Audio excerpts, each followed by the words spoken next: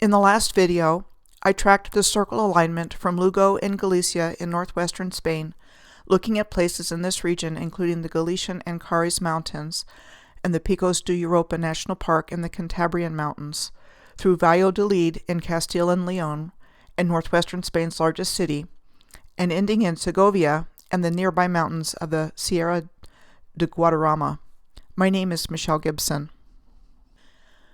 I am picking up the alignment in Madrid, the capital and largest municipality of Spain. It is located in the center of Spain, as well as the center of the autonomous community of Madrid. Madrid was the name given to the city in Andalusi Arabic during the Al-Andalusia period. Al-Andalus was the name given to most of the Iberian Peninsula between 711 AD and 1492 AD, the only time period the Moors are given credit for ruling in Spain, and Europe for that matter. Al-Andalus was also known as Muslim Spain, Muslim Iberia, and Islamic Iberia. I will insert here that I firmly believe the Islam of the Moors was about applied sacred geometry, universal laws, beauty, harmony, and balance. All of the Moors' science symbolism was taken over by other groups claiming to be them, falsely claiming their works, or piggybacking on their legacy. We are not talking about the same thing with the radical Islam we are seeing in the world today. This is a really important distinction to make. The Moors are friends of humanity with 5 principles: love, truth, peace, freedom, and justice. They are all about teaching to activate the pineal gland and about the human potential to reconnect to our divine natures in this lifetime. This is the great seal of the Moors. The true history of humanity has been really messed with, to put it mildly. My work is about providing compelling evidence for why I believe this. This is a depiction of Spain, with Madrid in its center in the Catalan Atlas of the Mallorcan Cartographic School. The Catalan Atlas is considered the most important map of the medieval period in the Catalan language, dated to 1375. It is attributed to master mapmaker Crescus Abraham. The Catalan Atlas altogether has 6 vellum leaves, each being 26 inches or 65 centimeters by 20 inches or 50 centimeters in size. Each leaf includes the mapping of the geometric lines and shapes that you see depicted here. It also shows land features that no longer exist, like the 2 depicted on the left side of this map off the western coast of the Iberian Peninsula. I have placed a modern map of Spain on the left with the city of Gijón circled, spelled Gijon, because the circle with the 16 sections depicted in the Catalan Atlas on the right appears to center on the city of Gijón in Asturias. It indicates a past importance to Gijón that is no longer recognized. I, for one, have never heard of Gijón before. Here are a few examples of the architectural harmony found around the world, where arches perfectly proportionally frame larger buildings. On the top left is the Laboral University of Gijón. The Palace of the Kings of Majorca in Perpignan in southern France is on the top right. The Memorial Arch in Hartford, Connecticut on the bottom left, and the mosque in Grozny, Chechnya on the bottom right. And here is a comparison for similarity of appearance of the port of Gijón, Spain, with the port of Dover in Dover, England. If, as we are taught, the cultures of these 2 different countries developed independently of each other, why does the design of the respective ports look so similar? Again, these are just 2 examples of many ports and harbors that share these characteristics found around the world. The building on the top is in Gijón, and on the bottom is in Lunenburg, Nova Scotia. Not identical, but both buildings have a similar look to them. Back to Madrid and the circle alignment emanating from Washington, D.C. Madrid is situated on the river Manzanares, a river in central Spain, which flows from the Sierra de Guadarrama to the Jarama River, a tributary to the Tagus River. Please note the masonry banks of what is being called a natural river, and not a canal. The longest street in Madrid is the Calle de Alcalá, which is 7 miles or 10.5 kilometers long. It was the old road which led to Alcalá de Henares, 22 miles or 35 kilometers northeast of Madrid.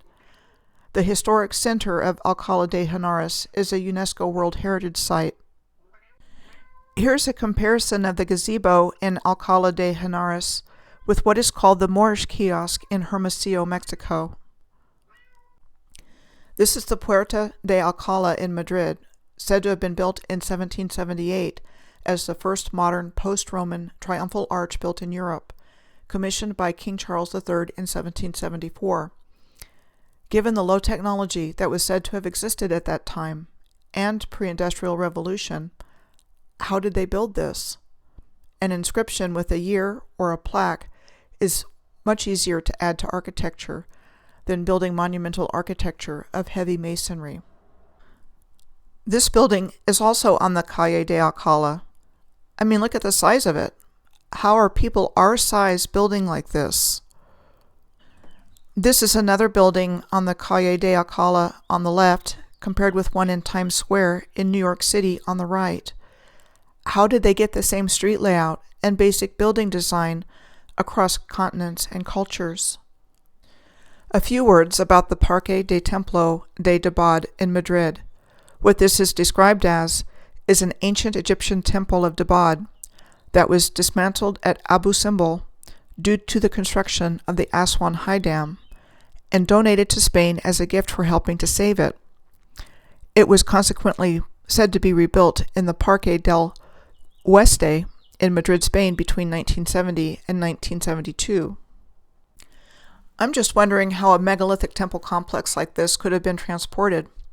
Those stones would be heavy. Arrows are pointing to what appears to be single block stones.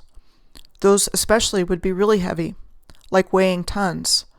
I also find it noteworthy that this said rebuilding of an Egyptian megalithic structure would have taken place at the tail end of Franco's rule in Spain, which ended in 1975. This is the Royal Palace of Madrid on the top, with its construction said to have been finished in 1764. And on the bottom is Buckingham Palace, home of the royal family in London, and said to have been constructed in its present form for the accession of Queen Victoria in 1837. Filippo Huvara, an Italian architect, was said to be the supervising architect on the design of the Royal Palace of Madrid. His background was said to be originally in stage set design, primarily in Rome. Edward Bloor was said to have been one of the designers of Buckingham Palace. It is interesting to note that he was said not to have had formal training in architecture, but was instead called an antiquarian draftsman. He was also given the credit for the design of Vorontsov Palace in Alupka on the Crimean Peninsula, way far away from England, on the Black Sea in southern Russia. Pretty good for no formal architecture training, huh?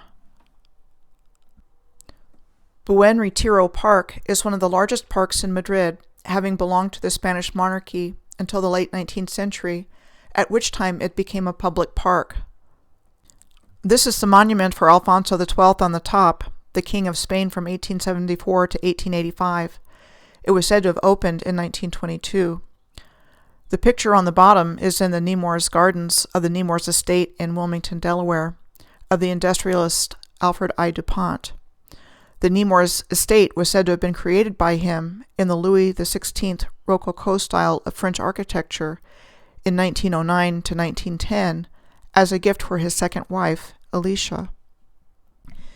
In this next picture on the top is the Crystal Palace of Madrid at the Buen Retiro Park, and on the bottom, the People's Palace of Glasgow, Scotland, is pictured. Madrid lies within the historic region of New Castile, which the alignment tracks on its way through Spain. This is a map of New Castile circa 1785. New Castile roughly corresponds to the Moorish taifa of Toledo, called a Berber taifa, which was defined as an independent Muslim-ruled principality that was ended by Christians in 1085 and renamed the Kingdom of Toledo after its defeat. Next on the alignment is Albacete, a city and municipality in the autonomous community of Castilla-La Mancha and capital of the province of Albacete. Its Andalusian Arabic name was Albacete, translating to the plain. This is said to be a Bronze Age archaeological site near Albacete called the Asikion. The Bronze Age in Europe equates in our historical record to 3200 to 600 BC. There is lovely and sophisticated architecture in Albacete, pictured on the top, that is similar to what you see in Madrid on the bottom. Then there is architecture and scenery in Albacete that can only be described as, well, rocky.